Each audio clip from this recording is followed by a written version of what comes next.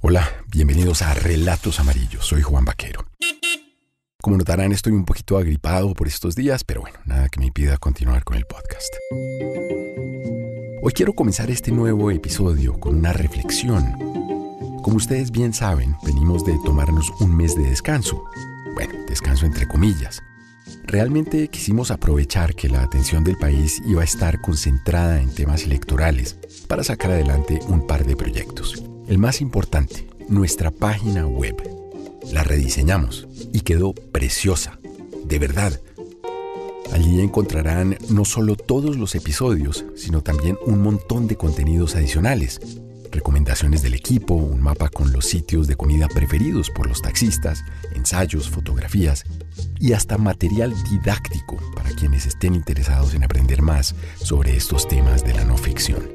Así que visítenla, relatosamarillos.com, y recomiéndenla. De verdad, les va a encantar. Recuerden, relatosamarillos.com. Pero hay una razón más profunda que me lleva a insistir en que le cuenten a la mayor cantidad de gente posible acerca de este podcast. Como bien saben, nuestro país salió, digamos que con rasguños y moretones, de una contienda electoral llena de confrontaciones agrias y ataques personales, a veces entre amigos y hasta familiares. ¿Cómo sanar?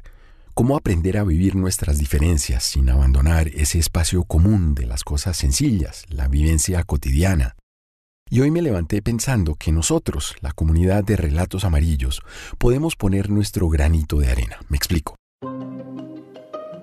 Tal vez este sea el momento apropiado para recordarle a los colombianos que más allá de las diferencias políticas que nos separan, todos estamos en este pedacito de universo llamado Colombia, en un pequeñísimo planeta llamado Tierra, y que todos nos tenemos que levantar, arreglarnos para ir a trabajar, a estudiar y navegar ese reto cotidiano que es la vida. Respirar, comer, sacar adelante a nuestros hijos. Y en eso todos estamos en las mismas. Así que los invito a que se tomen un minuto para publicar en la red social que ustedes prefieran, Facebook, Twitter, Instagram, una invitación a sus amigos y conocidos para que escuchen Relatos Amarillos. Recomienden la página web, claro, pero también su historia preferida, una en particular. ¿Por qué?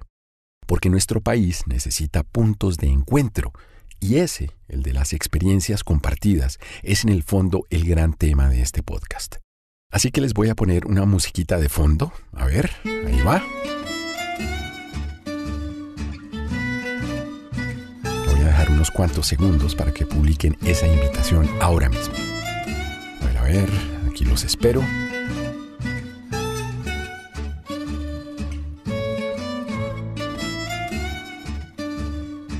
Muy bien, vamos entonces con este nuevo episodio. No sé si a ustedes alguna vez les haya ocurrido algo similar. Yo vivo y trabajo en Bogotá, una ciudad multitudinaria en la que usualmente es difícil encontrarse con amigos, salvo que se concierte una cita, claro. Yo tengo compañeros de la universidad y el colegio con quienes comparto círculos sociales y profesionales. Y aún así, con algunos de ellos han pasado décadas sin que nos encontremos de manera casual. Por otro lado, a veces ocurren coincidencias inexplicables que lo ponen a uno, digamos que, a pensar.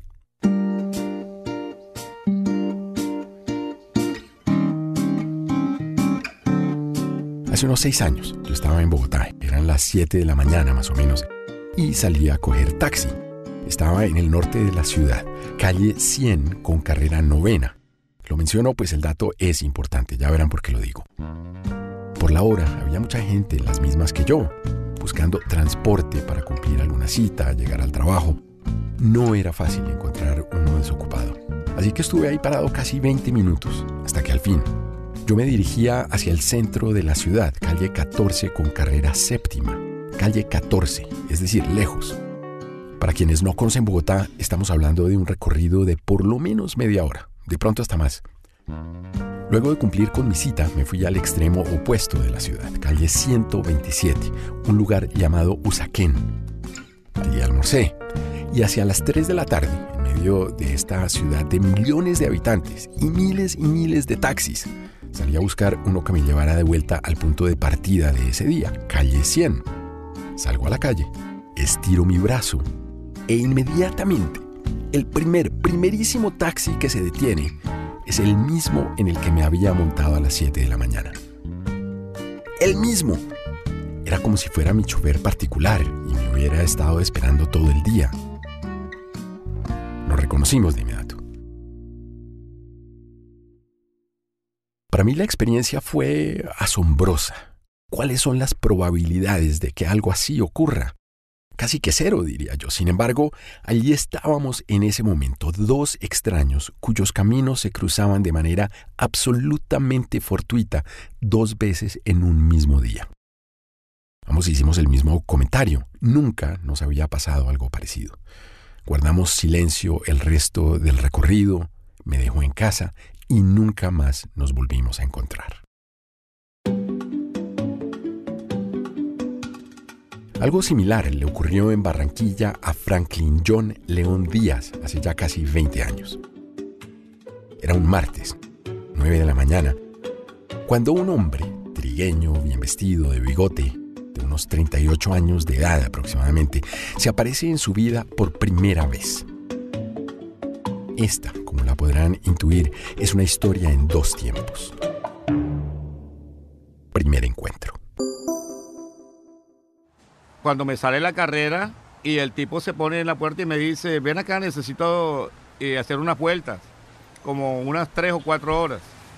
Vamos a ir a unos cajeros, vamos a ir a tal parte y después me llevas ya de ahí me llevas para donde yo me vaya. No sabía para dónde iba. Era un día soleado. Franklin estaba de buen ánimo, escuchaba música. Vallenato de Diomedes Díaz, es mi música. Franklin no la pensó 2 veces. Él siempre sale a trabajar desde muy temprano. Y a esas alturas ya había hecho lo del producido, el monto diario que se le paga al dueño del carro. Es decir, en ese momento todo eran ganancias. Arranco, recuerdo yo que llegamos a la 38 con Murillo, que hay una vivienda. Ahí entró, se demoró como 10 minutos. Y fuimos buscamos uno de Bancolombia. En total fueron a 3 cajeros, todos ubicados muy cerca el uno del otro, a apenas unas cuantas cuadras de distancia en el centro de la ciudad, y siempre la misma rutina. El hombre se bajaba del carro, tarjeta en mano, entraba al banco y salía unos 10 minutos después. Luego del último de los cajeros, el hombre le indicó a Franklin un nuevo destino. Un centro comercial ubicado por allí cerca, un shopping, como le dicen en Barranquilla, llamado el Paseo de Bolívar. Entonces él me dice, vamos a la parte de atrás del shopping. En la parte de atrás del shopping, era en la parte de atrás de donde yo le estoy diciendo, el Paseo Bolívar. Vimos un parqueadero y me dice, métete en ese parqueadero, y ahí metí yo el carro. Eran las 10 de la mañana aproximadamente. El hombre planeaba demorarse un buen rato haciendo compras, así que invitó a Franklin a tomarse una gaseosa mientras lo esperaba. Fueron a un restaurante ubicado en el mismo centro comercial, el negocio de quien parecía ser un conocido. No, en la forma que usted saluda a una persona, pues tú dices, no, ¿lo conoce o no lo conoce? Porque tú puedes llegar buenas, y listo, buena es buena, o sea que... Pero este llegó, ¡hey, que todo bien! Cuando tú saludas a una persona de esa manera, es porque la debes conocer. Yo me senté en una silla con mi gaseosa. Él se fue. Regresó unos 40 minutos después. Venía con compras, 2 bolsas, una en cada mano. Para entonces ya se acercaba la hora del almuerzo y el hombre gentilmente le preguntó a Franklin si estaba con hambre. Él me dice, bueno, cómete un almuerzo, le dice al señor, dale un almuerzo. Entonces el dueño del restaurante viene y me pregunta que qué quieres. Entonces yo le pedí una carne guisada.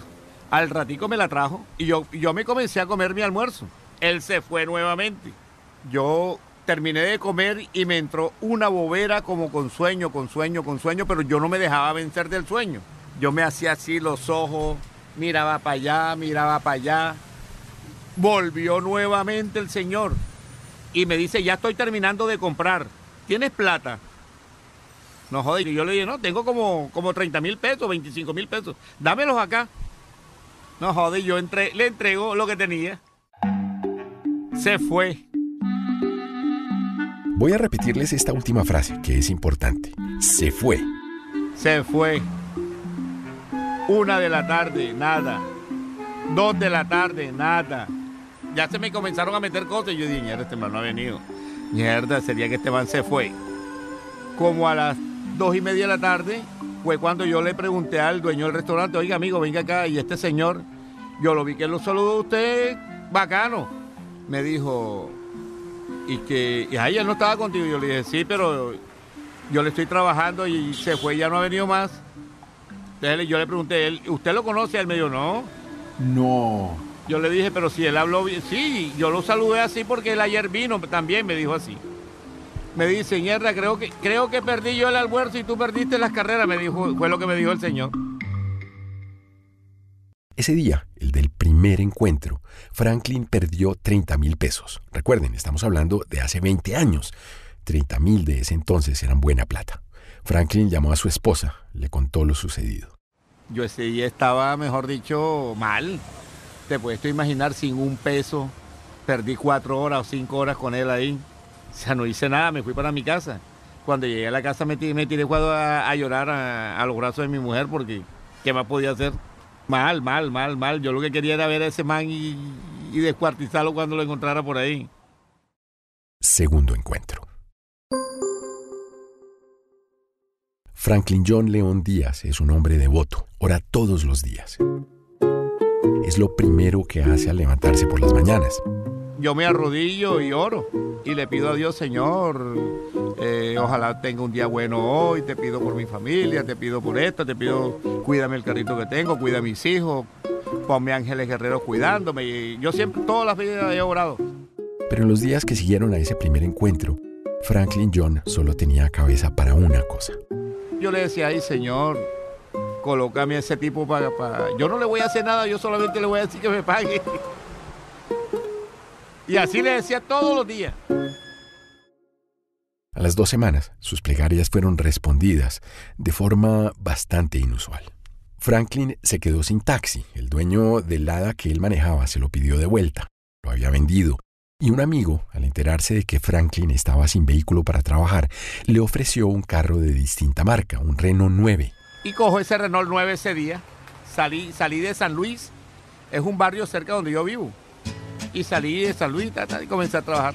Venía bajando por toda la 38 por donde yo lo había cogido, pero no, mucho más arriba. Hay una tienda en toda la 38 con 47. Carrera 38, calle 47. El tipo me sale corriendo de ahí. Y me aborda y me hace así. Me saca la mano. No, yo dije, uy, ¿cómo así? Si me lo pusieron aquí, señor. Yo le dije, Señor, gracias. Lo primero que hice fue eso, darle las gracias a Dios. Le dije, uy, Señor, ¿cómo así? Gracias. Tal y como lo escuchan, el estafador, el mismo hombre por quien él había estado rogando a Dios las últimas 2 semanas, se le apareció de la nada. Se había afeitado el bigote, pero Franklin lo reconoció de inmediato. Cuando yo lo veo, yo digo, uy, qué sorpresa, este es el man. El estafador estaba al acecho de una nueva víctima. Y al no reconocer el carro de Franklin, lo escogió por segunda vez, en 15 días, a él. Se acercó a la ventanilla, puso los brazos sobre la ventana del copiloto, se agachó y le preguntó a Franklin cuánto le cobraría por llevarlo a su destino. Naturalmente, el hombre supo de inmediato quién era el conductor, así que pronunció una frase apurada. Ya no. Como quien dice, ya no necesito el servicio. Dio media vuelta y con aire tranquilo y a paso lento para no llamar la atención, emprendió la fuga. Ya no. No, yo dije, yo lo iba a coger y lo quería ahorcar. Yo dije, aquí me las va a pagar todas las que me hizo. Apagué el carro ahí en toda la mitad y me bajo, mano. Viste, me importa 5 armo el trancón, o sea, ni lo pensaste. No, eso la fila de carro atrás. Titi, yo no le paré bola a Titi. ¿A dónde yo le doy, papá? Y ese man se me va corriendo y ¿para dónde cojo yo con el carro ahí en la mitad? Al sentirse acorralado, el estafador optó por detener la marcha. Dio media vuelta y le pidió a Franklin que no le hiciera daño. Dijo que él le pagaría lo que debía. Era tanta la rabia que yo tenía que yo no me vi nada. Yo lo cogí por el cuello y lo bajé arrastrado de allá de la tienda. Y la gente, pégale, dale, pégale. Te puedes imaginar el poco de...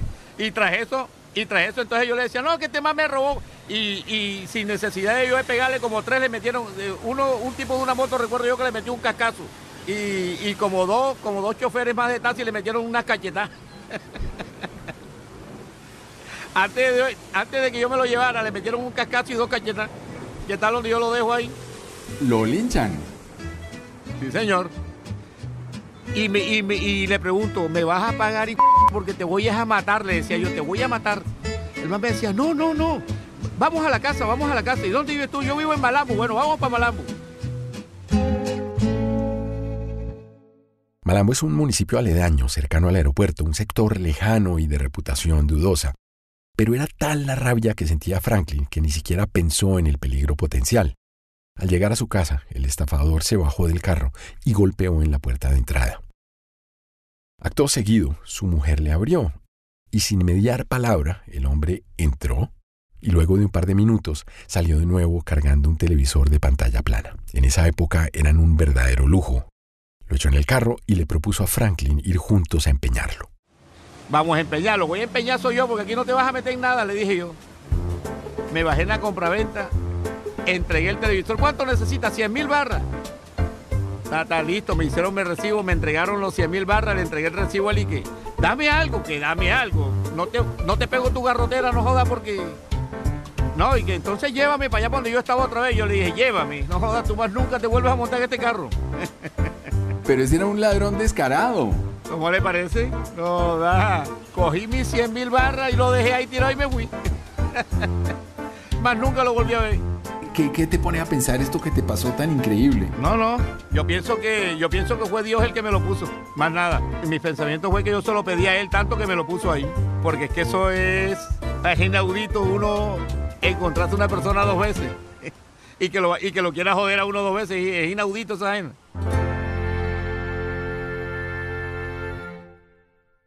Bien, ahí está el tema de hoy, reencuentros improbables entre un taxista y su pasajero. Hemos titulado el episodio Toma 2. Vamos a hacer una pausa, pero no se vayan. El episodio está bueno. Si el segundo encuentro en esta primera historia tardó tan solo 15 días, el de nuestro siguiente protagonista ocurrió 23 años después. Él se mira atrás y se monta atrás y pues pone ojitos pues de corazoncito. Ay, que no, un momentico, yo lo paré. Es brutal, o sea... Ese hombre no se dio cuenta de que estaba hablando con una persona que le hizo mucho daño. Porque él nos hizo mucho daño, a mi familia, a mí nos hizo mucho daño. Ya volvemos con la historia de Gustavo Sara Escobar. En RTVC Play encuentras los mejores podcasts para sorprenderte al oído. Descubre cómo se investiga un crimen en Crónicas de la Noche Roja. Conoce las historias que ocurren todos los días en los asientos de un taxi en Relatos Amarillos. Conecta las curiosidades del pasado con el presente en El Pasado Repasado. Descubre cómo se hicieron las mejores películas colombianas en Hecho en Colombia. Acompaña a 10 escritores colombianos a escuchar su historia sobre un suicidio en 10 versiones. Conoce nuestro catálogo y siente a Colombia en www.rtvcplay.co.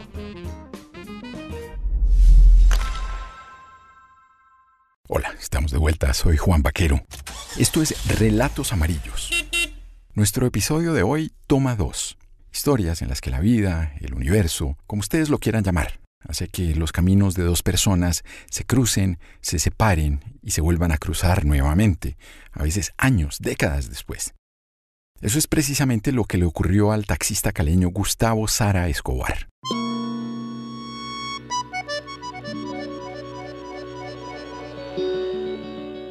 Hace casi 40 años, cuando Gustavo era apenas un niño, tuvo que soportar una experiencia que lo dejaría marcado de por vida. Pero antes de continuar con su historia, una advertencia. Este relato toca temas sensibles relacionados con el abuso y la sexualidad. Por favor, ténganlo en cuenta si están escuchando el episodio en compañía de un menor. Muy bien, volvamos con la historia. Por esa época, Gustavo, quien tenía 10 años, y sus 2 hermanos, un niño y una niña menores que él, vivían solos con su mamá. Ella y su esposo, el papá de los niños, llevaban varios años separados. El matrimonio se había desbaratado como consecuencia de los problemas de adicción y el comportamiento violento del esposo. Desde entonces, la mamá de Gustavo cargaba con la responsabilidad de criar sola, a puro pulso, a sus 3 hijos. Pero un buen día llegó a su vida el hombre ideal, respetuoso, amoroso, dispuesto a compartir la carga de sacar adelante a los 3 pequeños. Ella se sentía enamorada, estaba feliz. Sin embargo, detrás de esa fachada de bondad se escondía el diablo. El padrastro, en apariencia perfecto, era un pederasta. Empezó a abusar sexualmente de Gustavo. Lo violaba y lo chantajeaba emocionalmente. Le hacía guardar silencio con la amenaza de lo infeliz que él, Gustavo, haría sentir a su mamá si ella se enteraba, si el matrimonio se acababa. Gustavo, recordemos, apenas tenía 10 años. Así transcurrieron varios años hasta que Gustavo cumplió 16. Fue entonces cuando finalmente él encontró la fuerza para confrontarlo. Una tarde, cuando estaban reunidos en familia, Gustavo lo contó todo. Como es de esperarse, el matrimonio se desbarató inmediatamente. El hombre se fue. Nunca más se supo de él.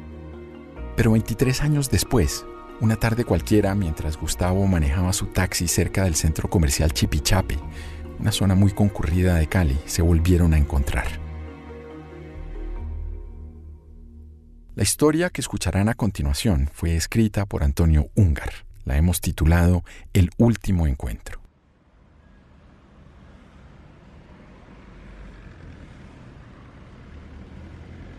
Esa tarde, cuando el sol de Cali ya empezaba a caer, el pederasta caminaba tranquilamente por el andén derecho del taxi.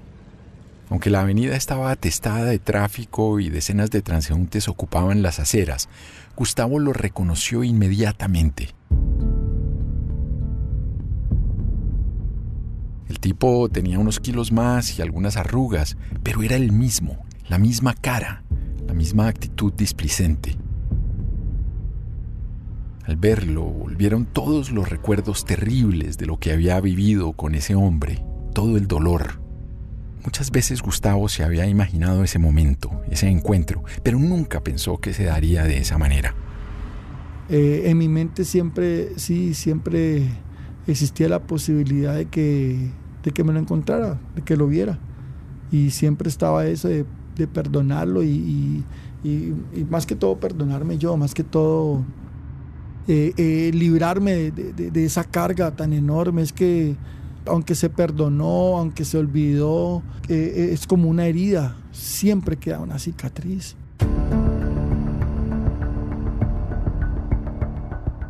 Ese había sido el plan de Gustavo, tenerlo cara a cara y decirle que lo perdonaba. Librarse así, de una vez por todas, de todo el sufrimiento, de todo el odio cargado durante 23 años. Estaba convencido de que haciéndolo conseguiría tener por fin paz interior, pero una cosa es el perdón imaginario y otra cosa el perdón real, el que lo esperaba en el taxi ese día.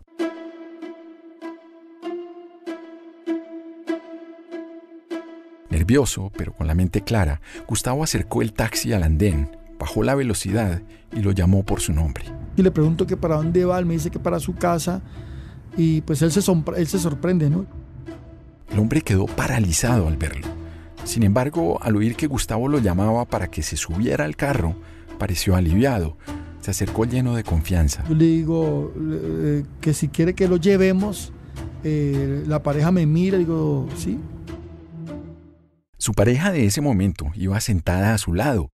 Aunque ya llevaban un año viviendo juntos, Gustavo no le había contado nada del tema. Le daba vergüenza hacerlo. Cargaba el peso de los abusos no solo como un dolor muy profundo, sino también como una gran humillación.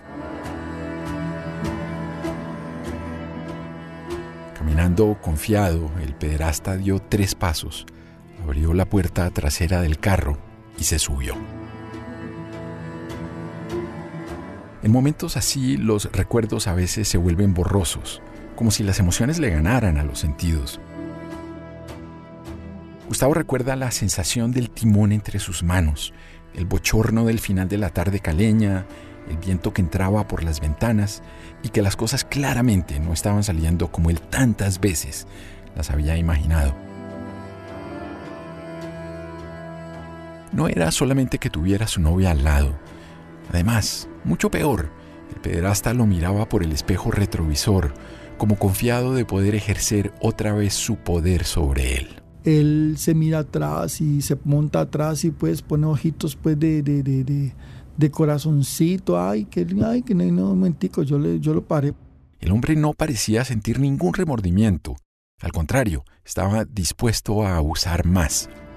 Ahora mentalmente, como si lo que había pasado hacía más de 20 años hubiera sido placentero para los dos.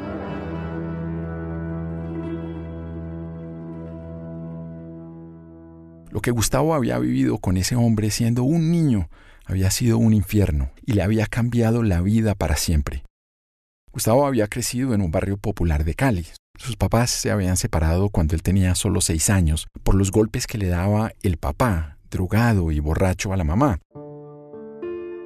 4 años después, el hombre que ahora estaba dentro del taxi había entrado en sus vidas. Se había casado con ella, la consentía, la hacía feliz. Aparentemente trataba bien a la niña y a los 2 niños, pero a escondidas de todos abusaba sexualmente de Gustavo. Eso fue una etapa muy fuerte para mí. Hacer cosas que uno no quiere hacer o permitir cosas que le hagan a uno y que uno no quiere que le hagan. Entonces es muy fuerte. Como sentía dolor y sentía asco, acercarme a un hombre pues no era como lo que yo esperaba y quería. ¿Tú pensaste decirle a alguien o te daba mucho miedo? ¿Pensaste denunciar o hubo alguna duda tuya de tratar de contar? La voz que escuchan es la de Antonio. Fue él quien conversó con Gustavo. Estaba tan manipulado por él que no era fácil tocar el tema. No era fácil pensar que mi mamá iba a quedar sola, que mi mamá iba a llorar, que mi mamá iba a sufrir.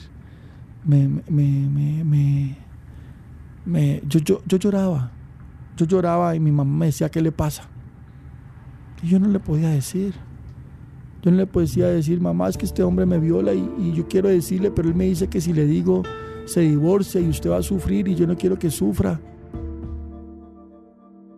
En esa tarde soleada del 2009, el recorrido con el violador ya había empezado.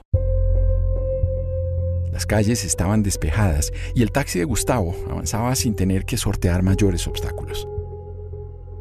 El recorrido no sería largo, pero esta vez Gustavo no iba a dejarlo escapar. El tipo había envejecido, se había deteriorado, pero era el mismo, y no solo físicamente. Lo llevé súper rápido, la verdad fueron como 10 minutos,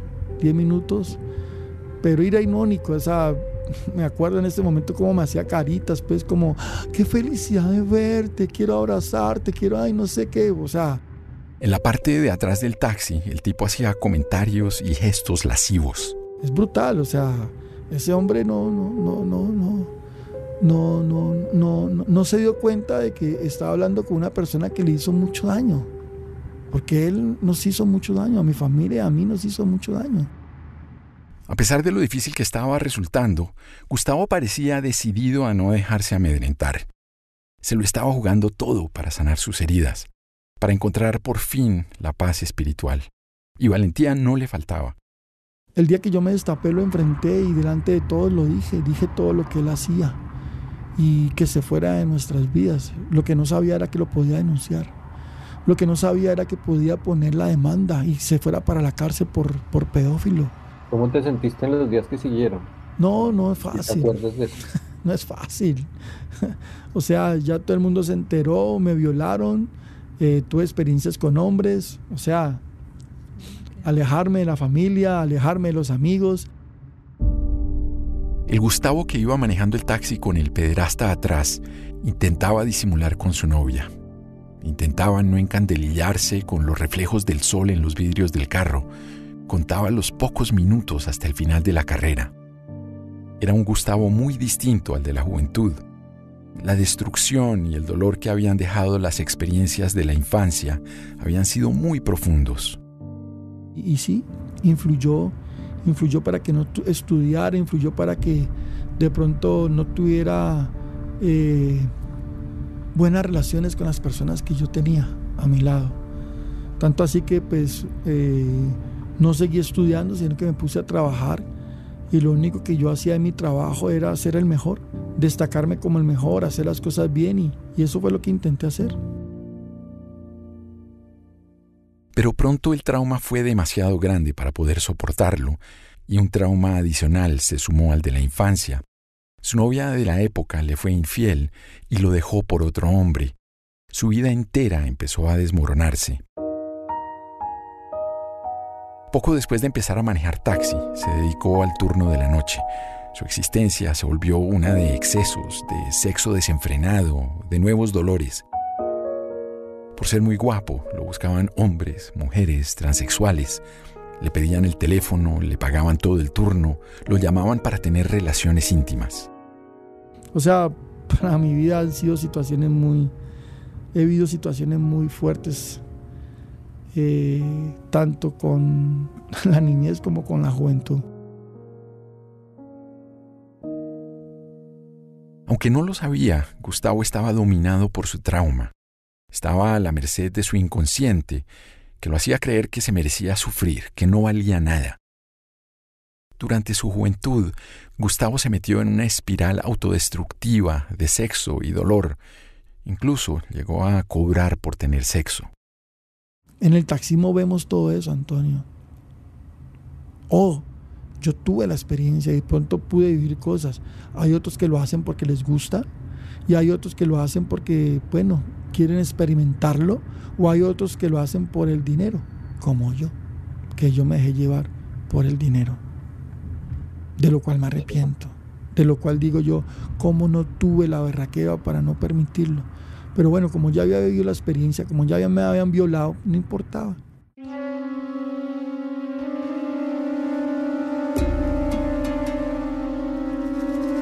En esa tarde de 2009, subido en el taxi que ya no usaba como un vehículo de excesos y autodestrucción, Gustavo sabía que estaban cerca de llegar a su destino y que el tiempo se agotaba. Veladamente, para que la novia no se enterara de qué hablaban, el violador seguía comportándose como si esos abusos sexuales de la infancia hubieran sido consensuados. Ignoraba todo el dolor de Gustavo, le causaba más sufrimiento. En esos pocos minutos que le quedaban, Gustavo habría podido vengarse, usar la violencia hasta matar a su agresor. Pero insistió en el perdón, en ese perdón que había preparado durante años. Yo lo paré porque yo quiero decirle que lo perdono. Yo quiero decirle que lo que usted hizo me hizo mucho daño, a mi familia le hizo mucho daño, pero lo perdono. Su fe en el poder del perdón no venía solamente de su intuición. En los últimos años, antes del encuentro, Gustavo había explorado muchas doctrinas religiosas. Los terribles demonios del trauma lo tenían asediado. Necesitaba la paz espiritual. Así, en el taxi, con el abusador sentado atrás, no sabía bien qué podía pasar antes de llegar a su destino, pero creía ir respaldado por su fe. En mí siempre estuvo el querer agradar a Dios. Y mi madre es católica y me enseñó lo que ella sabe: rezar, orar, ir a misa, ir a confesarse. Eso es lo que hace un católico, no más. Pero a mí no me llenaba eso, yo pensaba que había más. En su búsqueda de Dios, Gustavo había explorado varias corrientes religiosas. Había sido cristiano, testigo de Jehová, hasta había pasado un día con los Hare Krishna, y en todas había buscado la fuerza para poder perdonar.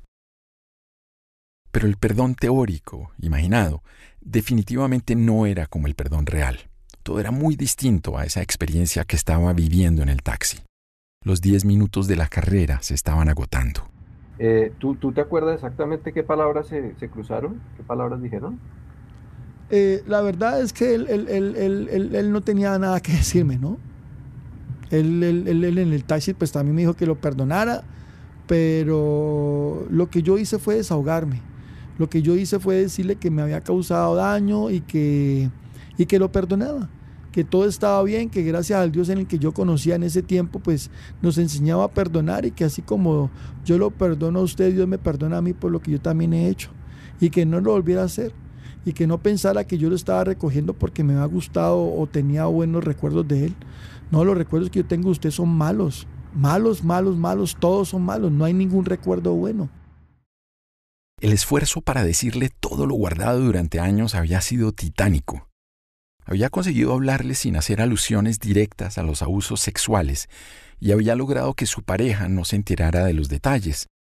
La tensión por lo vivido en el taxi fue tan grande que ahora, 13 años después, Gustavo dice no recordar qué mentira piadosa usó después para justificar con ella la escena que había contemplado.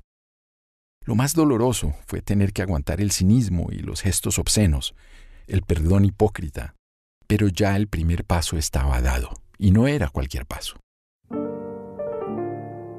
Cuando el tipo se bajó del carro, Gustavo sintió un alivio inmenso. Había sido capaz de sortear el momento.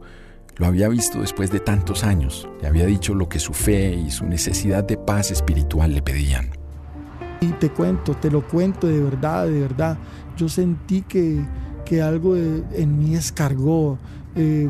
Paranoia, miedo, temor, rabia, ira, desconsuelo. Ese día terminó. Cuando yo le dije a ese hombre de corazón, te perdono. Para mí eso fue un paso muy fuerte, demasiado fuerte. Fue como desahogarme, como que, por fin, ya. Perdoné y solucioné. Y siga adelante.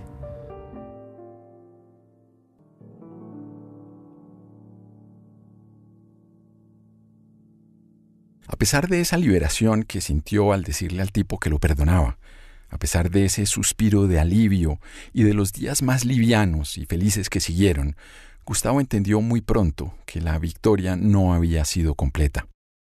Perdonar había sido un paso muy importante. Sin ello habría sido imposible seguir avanzando en la búsqueda de la paz interior. Pero el dolor no sanaba. Gustavo se sentía solo, seguía creyendo que las religiones de las que había sido devoto no le daban respuestas. Algo faltaba en su vida afectiva y en su vida espiritual. ¿Cómo encontrar la paz interior que había buscado en el perdón? ¿Cómo acercarse a la verdadera comunión con el mundo? Vuelvo y te repito, aunque se perdonó, aunque se olvidó, es como una herida, siempre queda una cicatriz.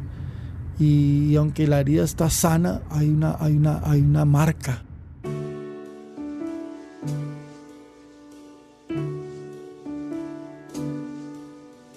Cinco años después de haber tenido al violador en su carro, la vida le regaló a Gustavo lo que buscaba. Una creencia espiritual que le dio a todo un sentido nuevo. Y no solo eso, pocos meses después le dio también una mujer, por la que sintió inmediatamente un amor verdadero, profundo. Lo más importante es tener esa compañía, de verdad que esa presencia espiritual de Dios o de una persona a su lado influye mucho, Antonio, para poder superar. La conoció por internet. Se había vuelto devoto de una nueva fe derivada del cristianismo, una que promueve la comunión total entre hombres y mujeres. Ella también pertenecía a esa doctrina, y una vez que se comunicaron y se gustaron, ella se vino a Colombia a buscarlo.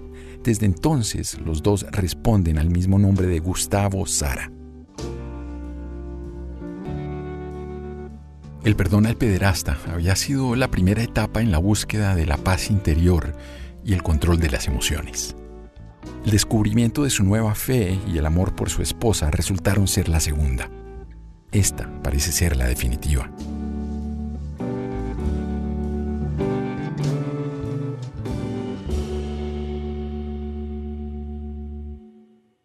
Hagamos una pausa y ya regresamos con el último relato de hoy.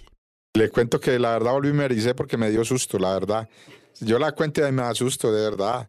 No siente ese frío de esa noche y bendito Dios. Mi Dios es muy grande con uno y muy bueno. Ya volvemos.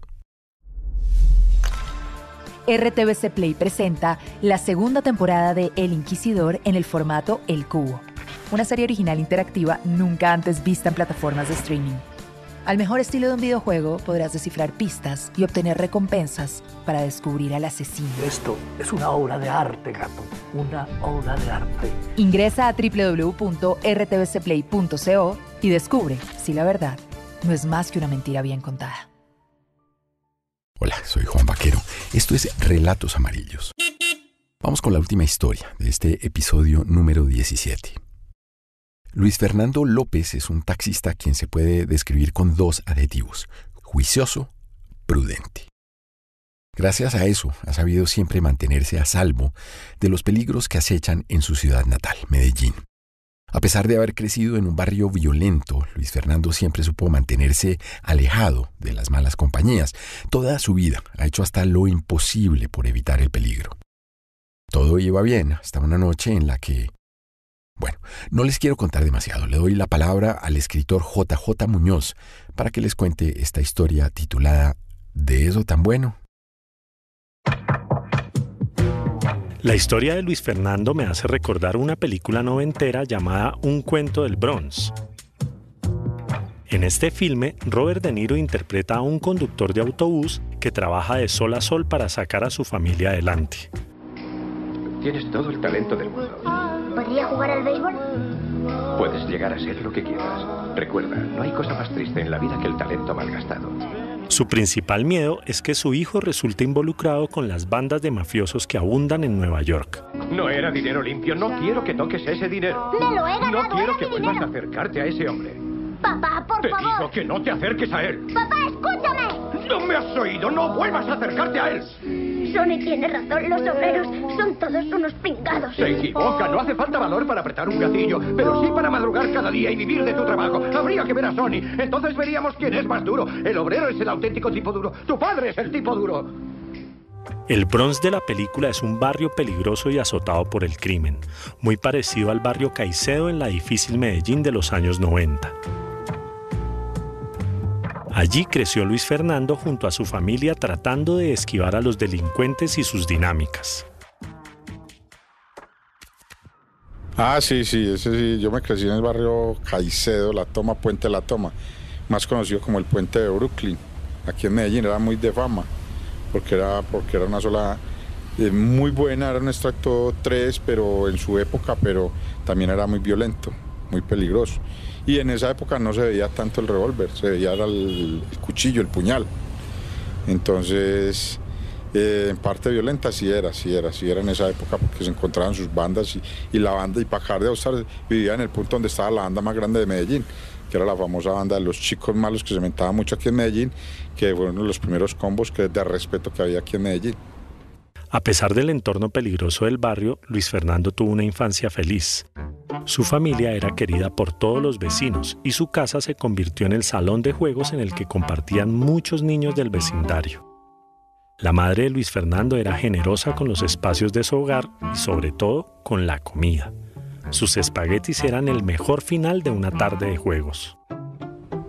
Nosotros teníamos en su época una casa que era una casa demasiado grande, que era una casa con 7 habitaciones, 2 patios. Entonces uno podía jugar, por ejemplo, mejor dicho, escondido y chuche, entonces nadie lo encontraba a uno, porque eran unas casas muy grandes en su época. Y no éramos sino 4 en la casa, imagínate, y todo el resto de la casa era desocupado. Y en esa época no se usaba lo que era el Nintendo ni nada de esas cosas, sino que eran puros juegos inventados. Juegos que le crecían a uno, que la arrancayucas, que las bolitas, que el trompo, la pirinola, el yoyo. Entonces nos manteníamos en la casa jugando en los patios de la casa. De todos los amigos que visitaban su casa, había uno en particular al que le tenían mucho cariño. Luis Fernando recuerda claramente los momentos de juegos y estudio que compartía con él. Pero cuando llegó la adolescencia, comenzaron a abundar las armas y las drogas en aquel sector. A diferencia de Luis Fernando, aquel muchacho no supo mantenerse al margen del delito y terminó como miembro de una peligrosa banda. Pero yo lo vi en una reunión que hizo él en la casa fiesta, pero iba más que todo, todos pelados locos del barrio en su época. Eran pelados viciosos, pelados que se mantenían dando de farándula. En esa época existía mucho la famosa cahuita, entonces eran pelados en moto así, y ya como andaban uno que otro con su revólver, entonces uno le daba miedo a arrimarse por ahí, más bien. Desde eso más bien me alejé yo. No volví como a a enfocarme de lleno con la amistad con él, sino que conversamos por ahí de vez en cuando, y cuando empezó fue que no lo volví a ver. Se desapareció él, la mamá, no lo volví a ver por ningún lado. La mayoría de los jóvenes de aquella época estaban condenados a ser parte de las redes del crimen organizado.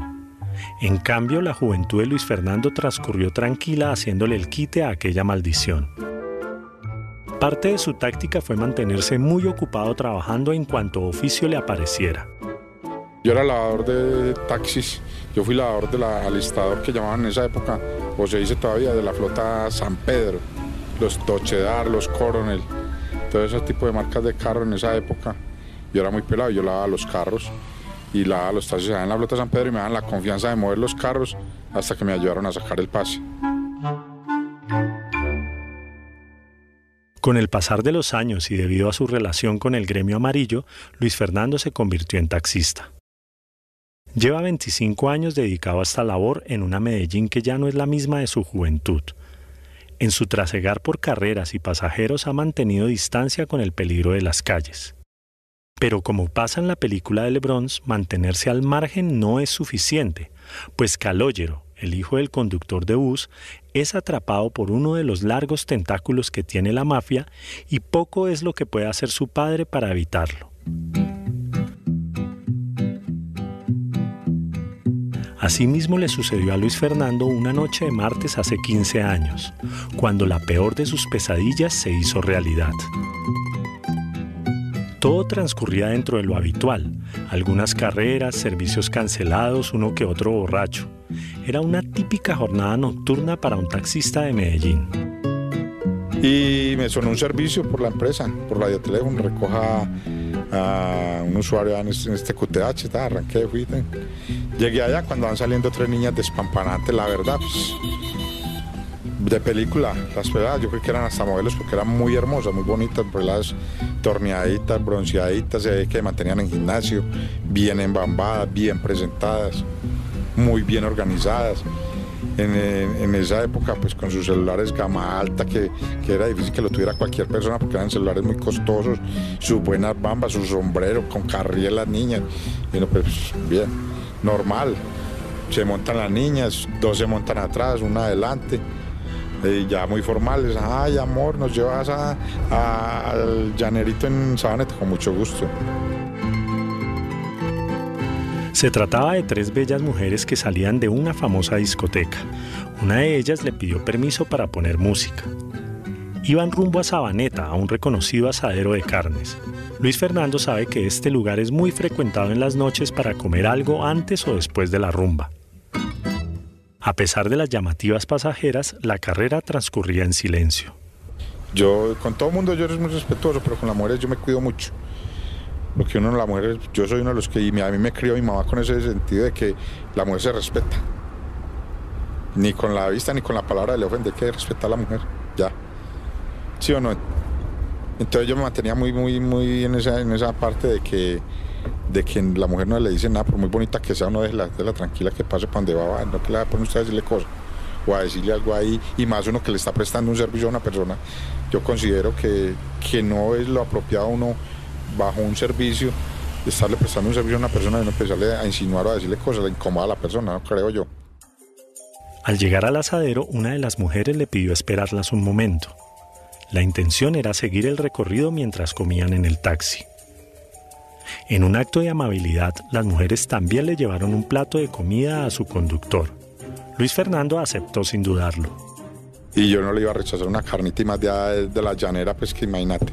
Que pues uno, seamos realistas, uno con el sueldo que uno recibe, con lo que uno se gana, y más en esa época todavía que yo, el carro era mío, pero todavía le estaba pagando al banco, no le daba uno para entrar al llanerito a comprarse una carnita que en la calle uno la compra en 6.000 pesos, ya la compraron en 50, 60.000 pesos, ¿sí o no? Seamos realistas. Continuaron con el recorrido, pero el comportamiento de las mujeres cambió drásticamente. Una de ellas, la que iba en el puesto de atrás, le dio un pedazo de carne directamente en la boca a Luis Fernando. La que iba adelante hizo lo mismo con una papa frita. Era quedándome papita en la boca, ya estiró los pies y me los fue montando en las piernas mías. Y yo, pero esto ¿qué contiene pues? Y yo, ¿qué pasa pues aquí? Cuando ya se reían, se tomaban su tequila porque ellas están con sus botellas de tequila. Terminamos de comer, conversar ahí, riéndonos de cosas del día, pues, del ir y venir. Ella riendo de unos muchachos con los que están en las discotecas.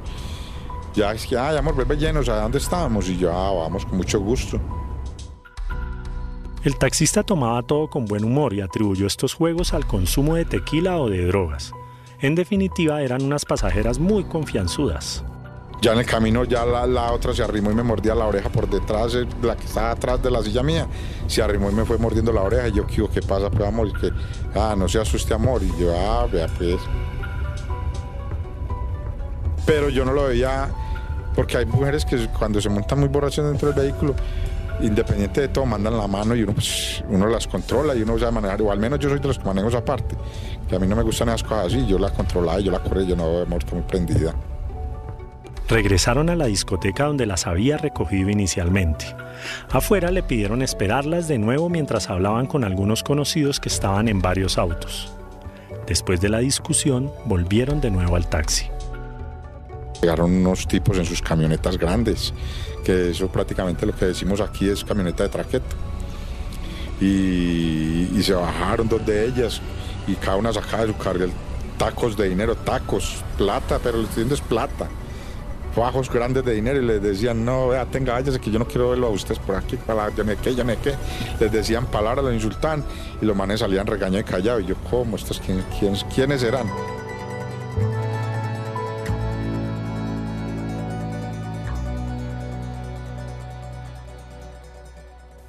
Esta situación llamó mucho la atención de Luis Fernando. Se preguntaba quiénes podrían ser estas mujeres. Su experiencia en el trabajo nocturno le servía para reconocer a un bandido, y definitivamente estos tipos lo eran. Sus 3 pasajeras parecían estar muy arriba en la escala de poder de alguna banda, pues gritaron y humillaron a los malandros sin recibir ningún tipo de respuesta. O estaban muy bien apadrinadas y muy bien patrocinadas en su época, o eran las que mandaban realmente, porque es que lo que se vio en ese momento de la escena, yo dije, no, pues aquí sí hay peligro. Aquí sí hay algo delicado, y yo ya era con más, ahí sí me dio susto, ahí sí me dio más susto todavía, yo con más desconfianza. El total de la carrera ya marcaba 90,000 pesos. Esto era una buena cantidad de dinero en aquel tiempo. Tal vez por esto Luis Fernando decidió ignorar las señales de peligro y continuar con el recorrido que ellas le pedían. Ya yendo en el carro que las llevara a otro punto de la ciudad, en el recorrido, ya la una que tomate un guarito, que tomate esto, ya la otra me mandaba la mano a las partes íntimas, ya la otra me sobaba. Y yo, no, amor, así no es la cosa. Y se reían y ponían música, bueno, y yo pues bregándola a controlar por la carrera ya en lo que iba. En medio de la incómoda situación, las llevó a un apartamento donde nuevamente le pidieron esperar. A estas alturas ya nada lo sorprendía, pero fue imposible no asombrarse al ver salir a las 3 mujeres en pijama. Animadas y risueñas como en medio de una fiesta, se subieron de nuevo al taxi. Eran pijamas de seda, todas corticas, y una en short, la otra 2 corticas. Y ya todas 3 de pijama, y no soltaban ni el carriel, con sus celulares y sus buenas bambas, sus buenas cadenas, sus buenos anillos. Las mujeres bien en su mundo.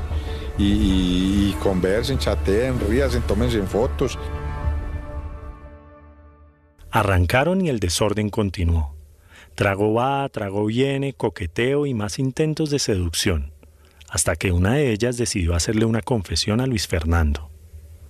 Nosotros vamos a decir la verdad. Nosotras 3 hicimos una apuesta.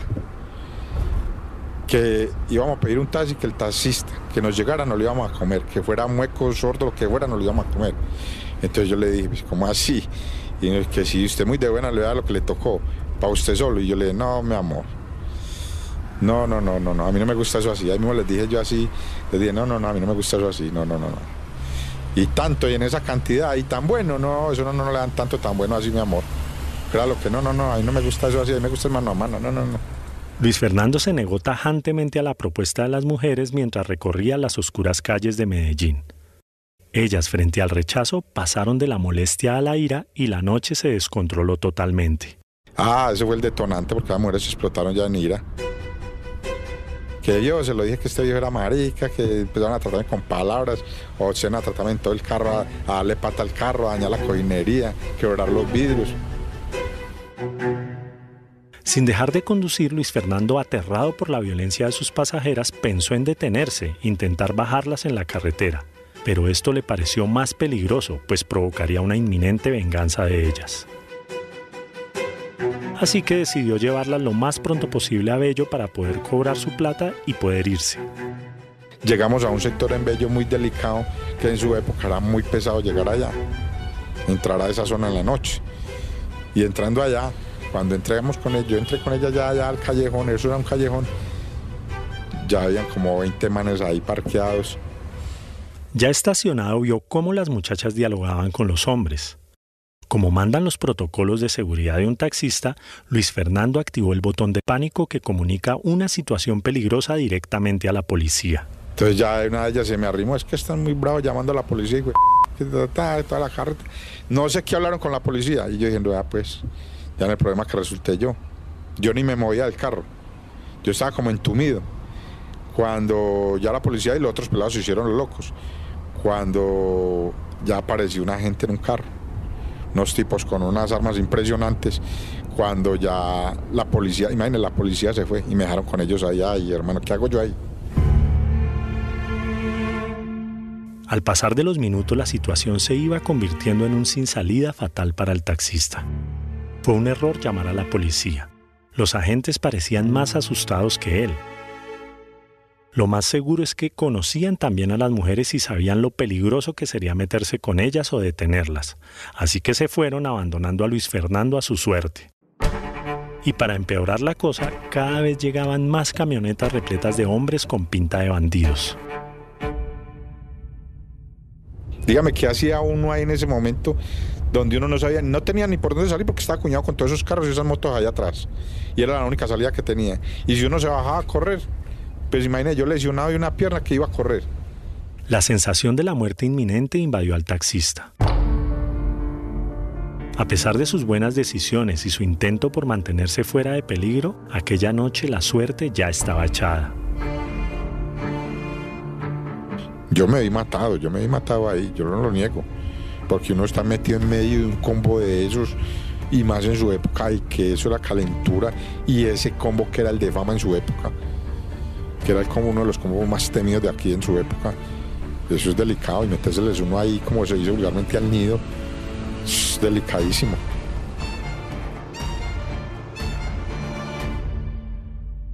Rendido y en medio de un callejón repleto de armas listas para disparar, Luis Fernando bajó de su taxi lentamente para afrontar estoicamente su destino.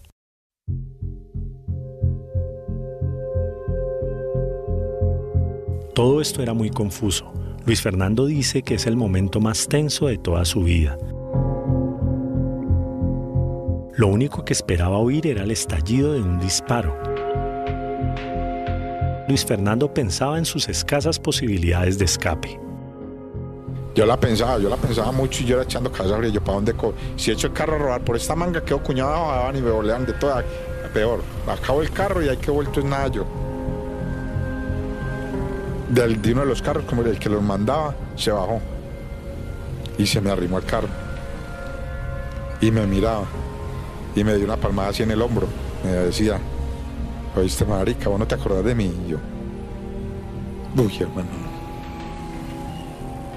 la verdad no, pero yo ni lo miraba, porque uno ahí qué iba a hacer, uno era medio mirando hacia reo, pero uno no, ¿qué iba a decir en ese momento? Luis Fernando no reconocía a aquel hombre que le hablaba con tanta confianza. Trataba de recordar la voz o la cara, pero la situación era tan tensa que no se podía concentrar. El misterioso hombre lo invitó a que subieran de nuevo a su taxi. Y el hombre me decía: ¿en serio usted no se acuerda de mí, marica? Y yo, no, pero yo no le miraba mucho la cara, y en la noche, y más donde él estaba parado, no me daba muy buena luz para verlo bien, y yo no me acuerdo de usted, hermano, la verdad no me acuerdo. Entonces dio la vuelta y se sentó en la silla del carro y me dijo: contame, marica, ¿qué te pasó con esas viejas? Y yo, cuando lo miré bien y lo detallé, fue que me acordé que era el amigo mío. Aquel muchacho del barrio con el que compartió juegos y aventuras en la niñez había aparecido milagrosamente después de muchos años.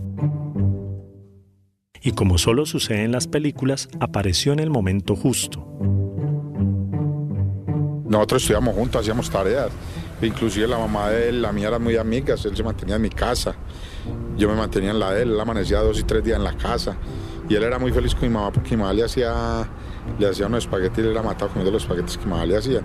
Y sí, el hombre se perdió de la sociedad donde nosotros vivíamos, de la comuna donde nosotros vivíamos, y se desapareció y no lo volví a ver. En esa época, por ahí de los 80, el hombre se perdió, 80, 90, se perdió el hombre y no se volvió a saber nada de él. A pesar del encuentro sorpresivo, Luis Fernando no estaba convencido de haberse salvado aún.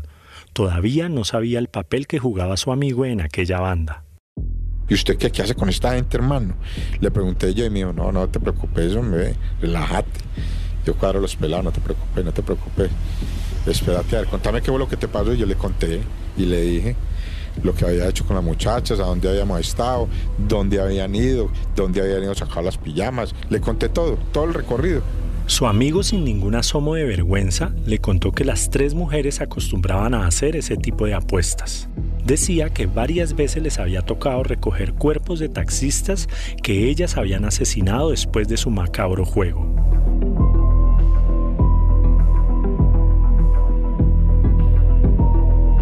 El amigo de infancia intentaba sin mucho éxito tranquilizar a Luis Fernando. Y yo, ¿cómo así? Más susto me dio. Cuando él me dijo así, yo, más susto me dio. Más se me frió todo. Y entonces, ¿qué hago? Me dijo, no, espérate, yo te colaboro. Cuando yo le haga señas, arranca y se va. Después hablamos, me localiza en tal parte. Pero cuando yo le haga señas. Se quedó inmóvil dentro de su taxi esperando la señal de huida. En la oscuridad, el hombre hablaba con ellas tratando de disuadirlas. Las 3 mujeres amenazantes se acercaron de nuevo al taxi y en medio de groserías e insultos le tiraron varios fajos de billetes a Luis Fernando. Tiraron esa plata. Me dijeron que si era por plata que iba a hacer hijo de tantas. Bueno, que de la palabra había y por haber, me dijeron. Ya todos esos pelados ya se calmaron, guardaron las armas y yo ahí quieto. Cuando ya Juan Carlos me hizo una seña por allá, por debajo de la pierna, de la cadera, me hizo señas que me fuera, que sacara el carro, que me fuera. Yo cogí ese carro, hermano, le cuento pues que como un avión. Luis Fernando recuerda claramente su rápida escapada y lo que pasó los días siguientes. Salí como alma que lleva el diablo. No me volvieron a ver. Y guardé el carro ya respirando más profundo, le comenté a unos compañeros. Y ya ellos me acompañaron hasta la casa y guardé el carro. Y no lo volví a sacar duré con el carro guardado como 4 o 5 días y muerto del susto. Lo saqué cuando ya fui a buscar a este muchacho Juan Carlos a donde él vivía, donde él me dijo que no encontrábamos y le comenté todo el problema. En aquel encuentro fugaz con Juan Carlos, su amigo de infancia supo que aquellas mujeres eran las amantes del patrón, del máximo jefe de aquella banda. Le recomendó no salir a trabajar por algunos días, ni mucho menos acercarse a Bello. Y me dijo, ¿cuántos fueron los daños? Yo no, ya metieron ahí en la plata había 1.200.000 pesos, los daños del carro fueron 900 y pico, pues ahí quedó esa plática, hermano. Y me dijo, no, papi, usted es el hermano mío, dígale a su mamá que me haga espagueti. Y yo le dije, oigan a este. Un tipo recto que siempre le ha hecho el quite al peligro y al bandidaje, no pudo evitar involucrarse aquella noche en el mundo que encierra sus peores temores. La ley de la compensación de la vida hizo que esta vez saliera bien librado y a salvo, porque lo cierto es que el encuentro con su amigo fue una total casualidad que sucedió en el momento exacto. Pero lo que realmente le salvó la vida a Luis Fernando fue el buen corazón que tuvieron él y su familia con aquel muchacho del pasado.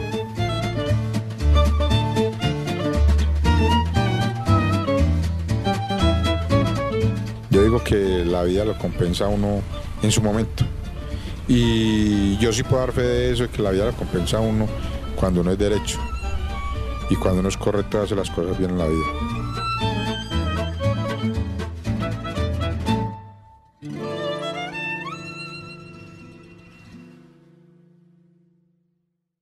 Llegamos así al final de este episodio.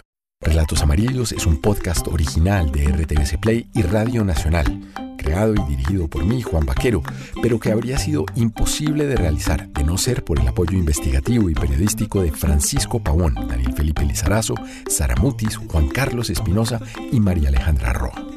Antonio Úngar es nuestro editor asociado, Claudia García, la asesora editorial, Diana Ampudia es nuestra periodista web y Alejandro Rey, nuestro nuevo coordinador general. La producción de este episodio estuvo a cargo de Juliana García y Diego Ramos. La postproducción a cargo de Germán Ricaurte, Sebastián Belandia, Daniel Lizarazo y Daniel Medina de Me Suena Producciones. Agradecimientos especiales a nuestra productora general Luisa Fernanda Mayorga, a nuestra productora ejecutiva Pilar Cubillos, así como a todo el equipo de RTVC Play y RTVC Sistema de Medios Públicos. Estamos buscando, como siempre, nuevos relatos. Si usted quiere compartir su historia, cuéntenosla. Escríbanos a historiasrelatosamarillos@gmail.com. Relatos Amarillos se puede escuchar en la página de RTVC Play o a través de su agregador de podcast favorito. Si lo disfrutaron, suscríbanse y compártanlo. Hasta pronto. Este contenido fue financiado con recursos del Fondo Único de Tecnologías de la Información y las Comunicaciones de MINTIC.